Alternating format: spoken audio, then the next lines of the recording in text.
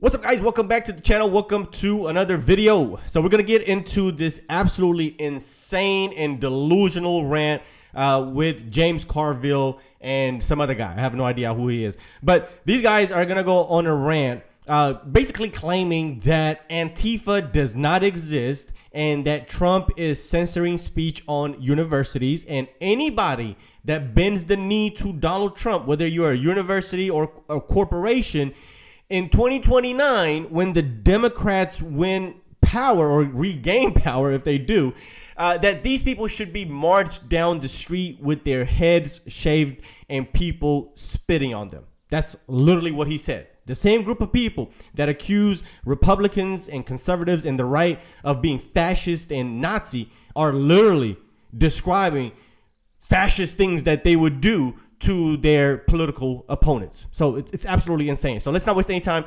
Get straight into this video. But before we do, guys, please hit the like button down below. It really helps the channel out. Let's get into it. I mean, and you know, I understand their board is appointed. There's nothing but Republicans on that board because they have nothing but Republican governors. So I don't have any Virginia, Vanderbilt, nothing. Right.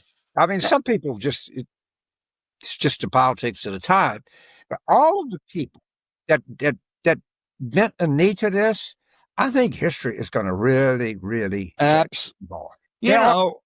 I understand what you're saying. I even identify with someone about Texas. That's a great state university. If they bow to this, they will no longer be a great state university. Pure and simple. Right. They're going to hurt themselves. Yes. It is short-sighted, and people are not going to forget. You know what we do with collaborators, right? And I think as corporations, my fantasy dream is that this nightmare ends in 2029, and I think we ought to have radical thing. I think they all ought to have their heads shaven. They should be put in orange pajamas, and it should be marched down Pennsylvania Avenue, and the public should be invited to spit on them.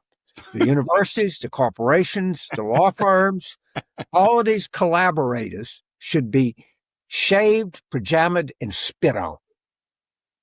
Disney and Paramount, I don't disagree. Some people have contracts. I mean, I don't know about Lockheed or something like that. Okay, a little bit, but the people that unnecessarily bent a knee to this guy. No way. No way. And the idea is you have to pay more because you did this, because it is the only way that you're going to discourage future collaborators in the United States. Yeah, because, James, as we know, one thing we know about a bully, if you give in to a bully, that's not it. That's not the end of it. The bully doesn't say, okay, fine, it's all. Bully comes back for more. And he will always come back for more. And those law firms, if they think they've seen the end of this, they're crazy. They have not. It's a moral judgment. Yeah. If you bend a knee to a criminal tyrant, and that's what he is. Understand, he is a criminal. 34 convictions would have been a lot more, okay, if they would have pursued it. He is a tyrant. He has no use for democracy. He has no use for the values of this country. And you are collaborating with this, and it will bring eternal shame to your company. Yeah, and let me give just an example so people understand this, because they try to dress it up in what really is bullshit.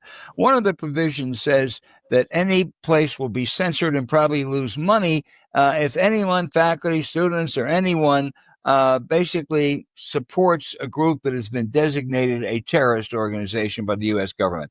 So that means I am a professor at the University of Pennsylvania, and we're having a class on politics. And I said, I think a lot of this Antifa stuff is really exaggerated. They're not really much of a threat. It's a bunch of, radicals who make some noise and every now and then some trouble. But compared to the Proud Boys, the Oath Keepers, they are, really no threat at all.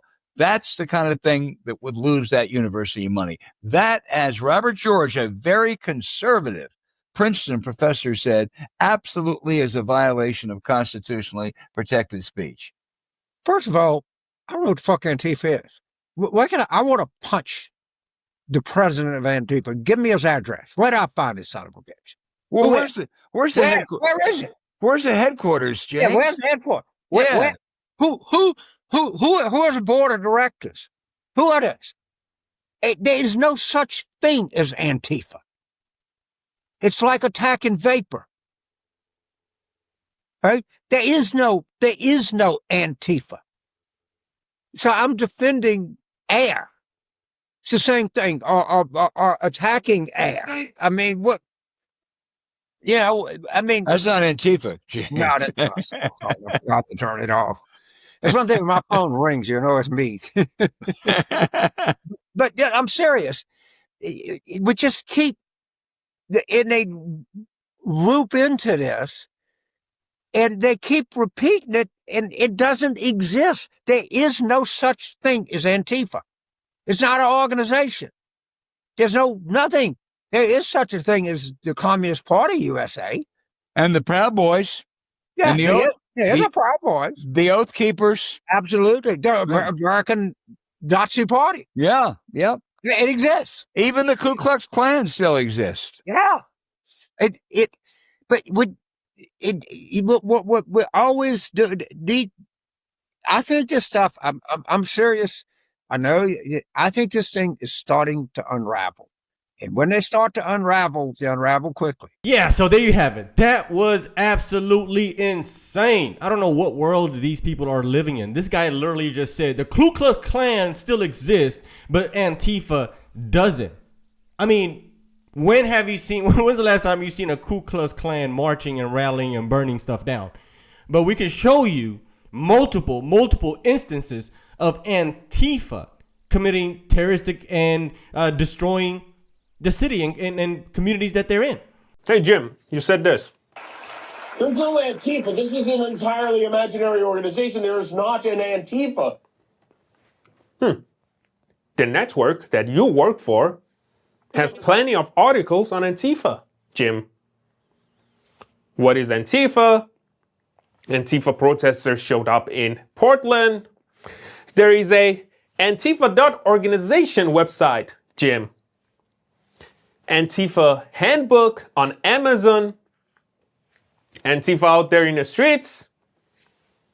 Antifa members. Antifa flag. That's interesting. We're fucking done with people like you. And that was Antifa in action. I hope this helps, Jim. And what's crazy is we can play the same exact game. We can literally say the same thing about MAGA. Where is MAGA? Who's the leader of MAGA? It's not Trump. Trump is the leader of the Republican Party. MAGA is just a movement. Who are the executives? Where do they meet? How do you join? Where's the MAGA website?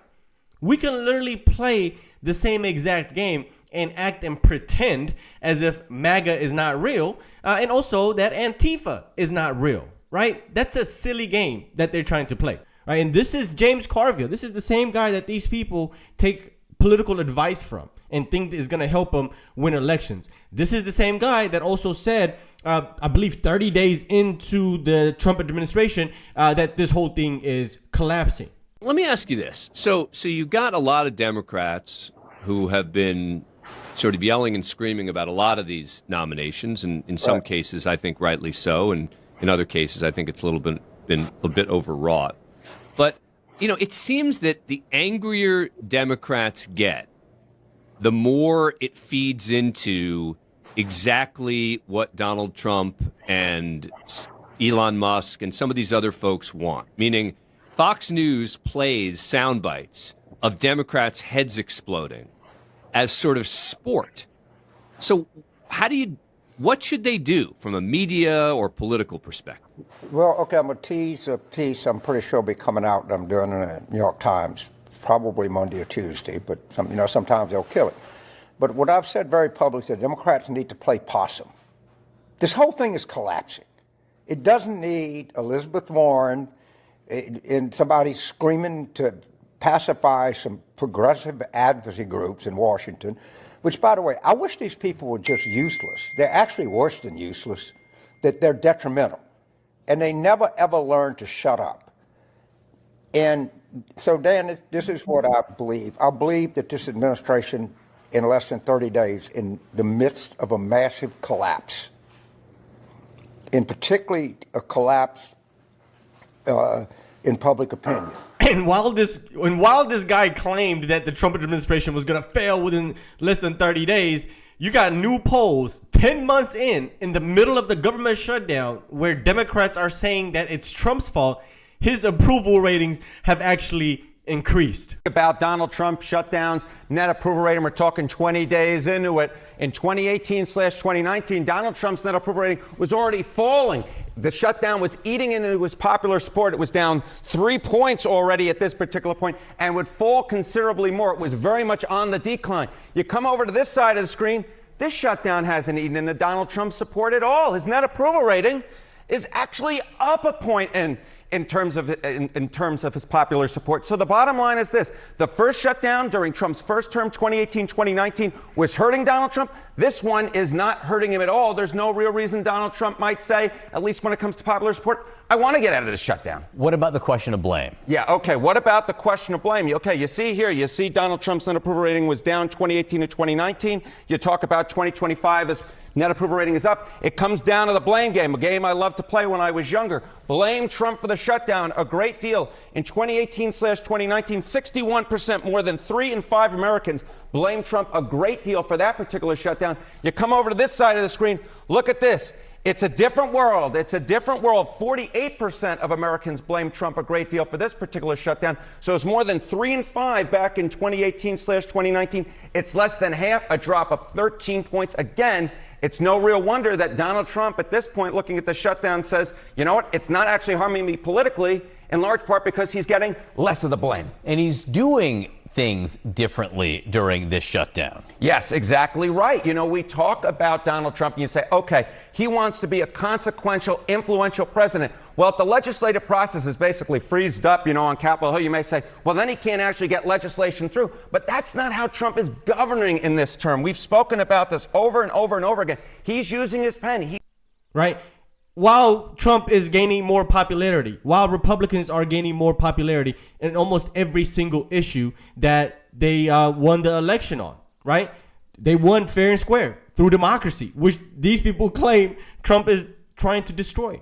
I mean, the reality that these people live in is not the one that we live in, guys. So, but anyway, let me know what you guys think about this rant here. Delusional rant, in my opinion. Let's talk about it in the comment section. Leave your opinions down below. And of course, if you are brand new, consider hitting subscribe, and I'll see you on the next one. Peace.